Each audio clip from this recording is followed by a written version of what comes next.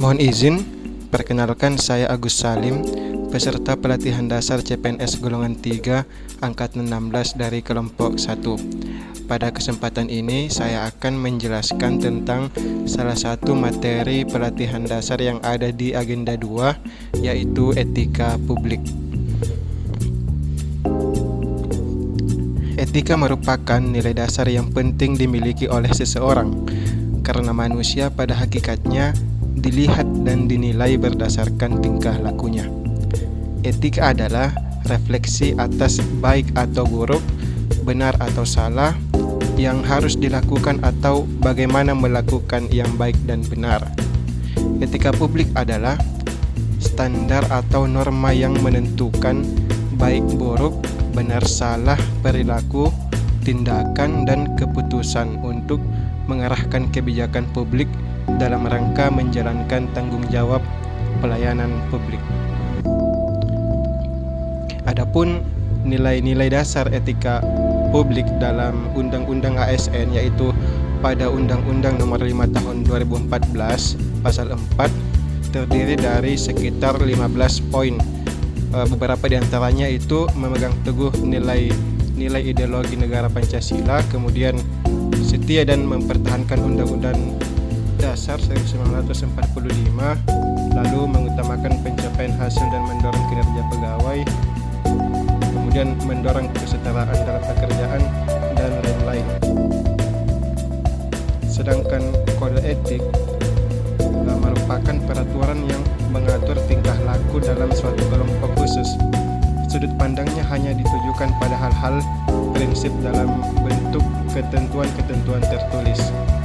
Adapun kode etik pegawai negeri sipil adalah pedoman sikap, tingkah laku, dan perbuatan pegawai negeri sipil di dalam melaksanakan tugasnya dan dalam pergaulan hidup sehari-hari. Dan terdapat 12 kode etik ASN yang kita bisa lihat di Undang-Undang Nomor 5 Tahun 2014. Beberapa di antaranya itu melaksanakan tugas dengan jujur, bertanggung jawab, dan berintegritas tinggi, kemudian melaksanakan tugas dengan cermat dan disiplin, lalu memegang teguh nilai dasar ASN dan selalu menjaga reputasi dan integritas ASN, dan lain-lain.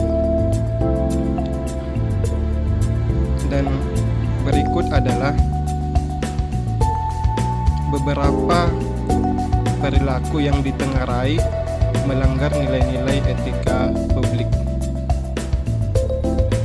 Di antaranya itu penyalahgunaan kendaraan dinas, misal untuk kepentingan pribadi seperti untuk mudik dan liburan.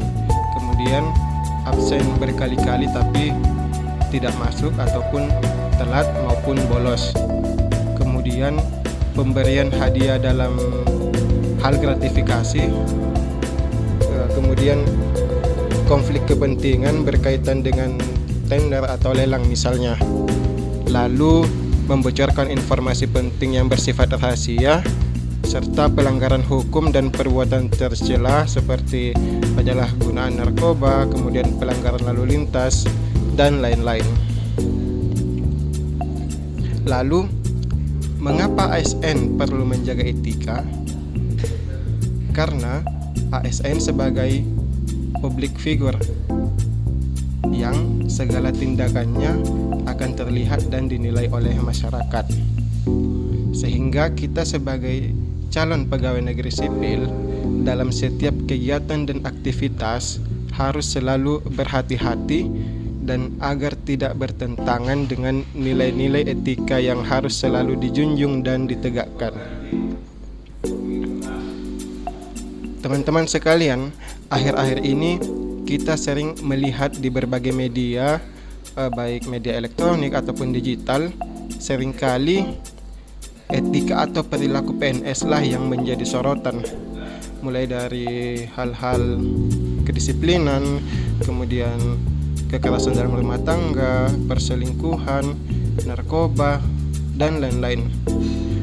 Bukan hanya di dunia nyata, di media sosial pun sering kita lihat banyaknya oknum PNS yang menjadi viral, bahkan harus sampai berhubungan dengan pihak berwajib karena unggahan atau komentarnya yang dianggap berseberangan dengan aturan atau etika publik. Cukuplah hal-hal tersebut adalah sebagai pelajaran untuk kita CPNS untuk selalu menjaga etika kapanpun, dimanapun, dengan siapapun, atau dalam berbagai hal keadaan apapun. Semangat mengabdi untuk negeri. Terima kasih.